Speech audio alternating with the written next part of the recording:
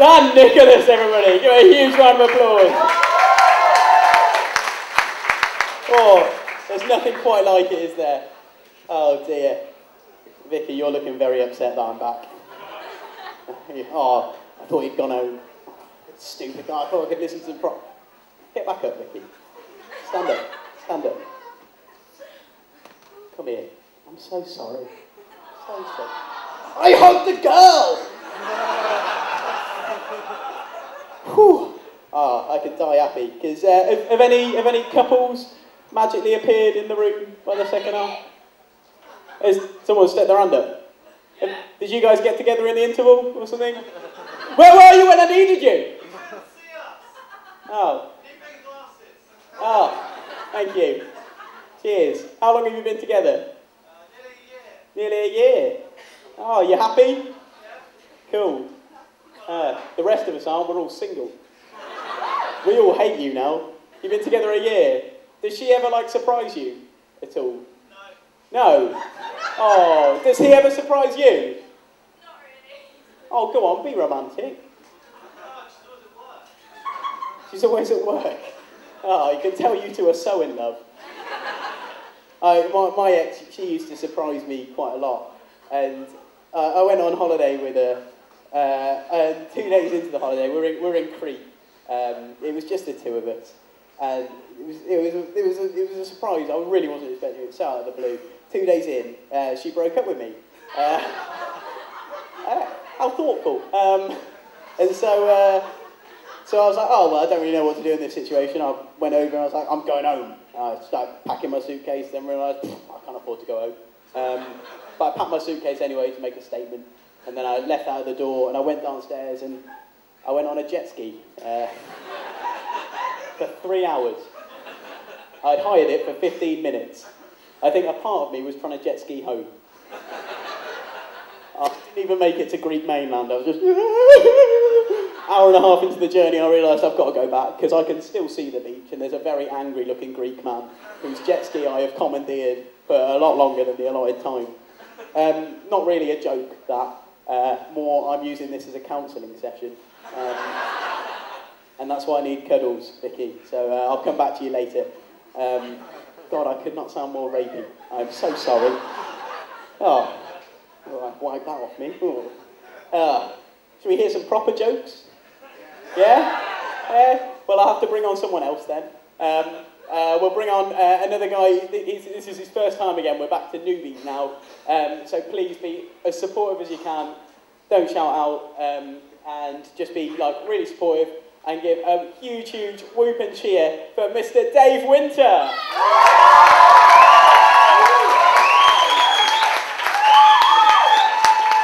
Everyone good? How we doing? Everyone good? Good. Right, got that out of the way. Right, the other day I was babysitting for my little nephew, and this kid, he is not a smart kid. I mean, he is dumb as fuck. He really is. And the thing is, my sister, his mum, she always gives those sort of really stereotypical mum excuses. You know, they're like, oh, bless him, he just hasn't got a head for numbers. I personally think it was all the weed and alcohol she was doing while she was pregnant. But, you know, we agree to disagree. So I think to myself, I've got to help this little fella out, you know what I mean? So I sit down and think, well, what helped me when I was younger, because I wasn't particularly smart either, was Sesame Street. I mean, we all watch Sesame Street, right? Yeah! That raised us, that show raised us. So I sit down and I stick on an episode, and it just happens to be a very special episode, where Elmo's uncle, Jack, the most mundanely named Muppet in the world, gets shipped off to the Iraq War and is promptly killed. What the hell, Sesame Street? I'm trying to teach my little nephew here about, like, numbers and shit. Blowing up Muppets? That doesn't help. Imagine how that went down when his mum came to pick him up. So, what did you learn from Uncle Dave today? I learned that death comes for us all eventually. Absolute nightmare. So I'm not allowed to babysit anymore. And I'm actually quite confused, to be honest with you, Sesame Street. I'm confused about the concept of a Muppet going off to war. I mean, I know we're in an enlightened age, where like people of every race and colour and creed can do what they want, and that's brilliant. But does that really extend to felt tickle monsters? Because that, to me, that is thinking way outside the box, and I kind of have a problem with that. I mean, how does it even work? Does the puppeteer have to go with them? Because let's face it, that's a really fucking bad day at work, isn't it? You think you're going to teach kids about vegetables and numbers, you end up being shipped out to Iraq and blown up in the world's most adorable roadside bomb. It's not good, is it? To be fair to the episode, I actually thought it was quite tastefully done. It was quite well done, quite realistic. I thought the torture scene when they cut off his arm sticks and shipped him back to the family was a bit harsh, but there we go. No, I think, I understand what they're doing. They try to prepare our kids, they try to raise them on the street, they try to get them ready for the harsh realities of life. And I respect that, but my problem with it is kind of like, where do you draw the line with that? Do you know what I mean? Where do you stop? I mean, there's all manner of dark stories like that. I don't know what they're going to do next. You know what I mean? Cookie Monster gets just a little bit too addicted to cookies, ends up sucking Grover's cock for a fix. Oscar the Grouch, he's tired of that little dustbin he has to live in. He starts the Occupy Sesame Street movement, ends up getting maced and beaten by an overzealous Sesame Street police officer. Bernie, domestically abusing Bert. Sorry, sir, how did you say your friend received his injuries again? You found on the stairs, didn't you? Bert. That's a little early impression for you. I was practicing that in the mirror last night. But I mean, this to me, this is not the Sesame Street that I remember. I don't know about you guys, I remember a wholesome, a good Sesame Street. And I thought, you know what? I will look this up on the Muppet Wikipedia, because there is one, and I know this, because to be honest with you, when you've been single for as long as I have, which is quite a while, there's really only two things you can do on the internet, right? You can look up pointless trivia to try and fill the void in your heart, or you can furiously masturbate. And after 4 times in one day, it was getting a bit sore. So Muppet trivia, it was. And I've got the Muppet Wiki preloaded on my phone. So this is what happened on the episode that aired October 22nd, 1991, because I figure that's around the age I would have started watching, and that's got to be a good, wholesome episode, right? Here's the synopsis. Snuffleupagus shares his pies with Big Bird in his alley. Big Bird tries to tell the adults of Sesame Street about Snuffy, but no one will believe him.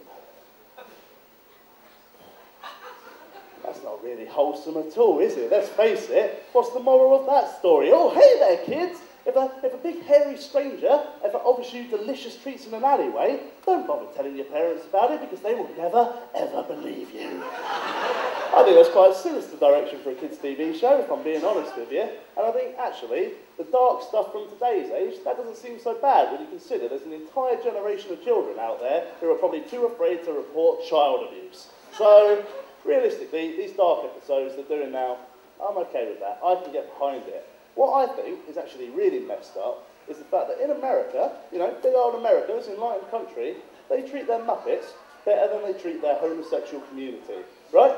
Think about it, Muppets, they can get openly married. None of this like civil ceremony stuff, they can get actually properly married, they can openly go and serve in the armed forces without any fear of repercussions, and they get to walk around all day with a fish shoved up their arse and no one says a thing. Right? Muppets are living the dream. Thank you very much. Cheers. Dave Winter, everybody! Oh, hands up if you used to like Sesame Street. No? Oh, well, he hasn't ruined any of your childhoods then, because no one was interested. Lovely. Are we having a good night? Good work, Vicky. Everyone give Vicky a round of applause. She's having a good night. Excellent. We're having a bit of a drink. We enjoying ourselves? Football lad, you enjoying yourself? Yep. Vocal as ever, sir. Yeah. We can't shut you up. Yeah, you need to be quiet. You need to calm down. You've had too much to drink, if anything. What was your name? Sorry. Alex. Alex, well, there's comedy gold in that somewhere. Cheers, Alex. Glad you joined in. Have we got any freshers in? Freshers, stick your hands up and wave.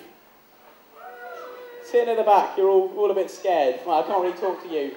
Oh, someone's just done you over there, sir. You've been pointed at. What's your name, sir? Rich. Oh, and you enjoying yourself? What course are you doing? Media. Well, I would laugh, but I do drama, so neither of us are getting a job. Any second years in? Any second years do a proper subject? To Montfort University, yeah! Third years, some of you have got it. Anyone do a proper subject? And that's why you're spending your Tuesday night here getting someone else to make you laugh because you know that there's nothing going on in your life anymore. There is no career. There is nobody in this room doing a proper subject. You're doing a proper subject. What are you doing? Social work. Oh, well, yeah, definitely, that's definitely a proper social work. It's not a proper subject. Social work. I was expecting, like, biomedical science. Social. Someone a biomedical scientist over there? Have we got a biomedical scientist in? No. You're just having a nice time. What do you do, madam?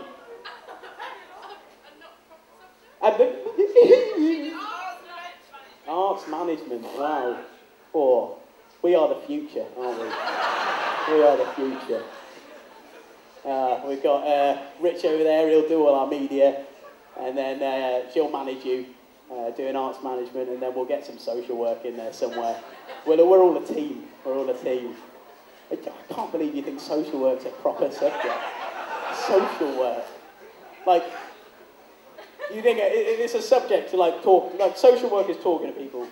Like, this is social, and you do work based around this kind of thing. You've gone all shy now. You're all arrogant with I do a proper subject! No, you don't. Oh. I don't want to talk anymore. Oh, well, it's taken the heat off you, hasn't it, Vicky? Because people either side of you have made a dick of themselves this evening. She can't climb over a chair properly, and she thinks that's a real subject. She's wearing really long socks. Show everyone your socks. Oh, actually, don't. Oh, okay. Well, I saw more than I was expecting. Is that how you do your social work?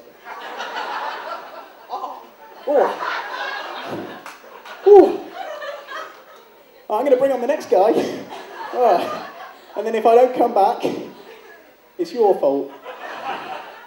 Okay, I'm going to bring on the next guy. He's absolutely brilliant. So please put your hands together. Vicky will show you how it's done. Just bang your hands together, Vicky. That's it. Everyone join in with Nicklas Anchersen.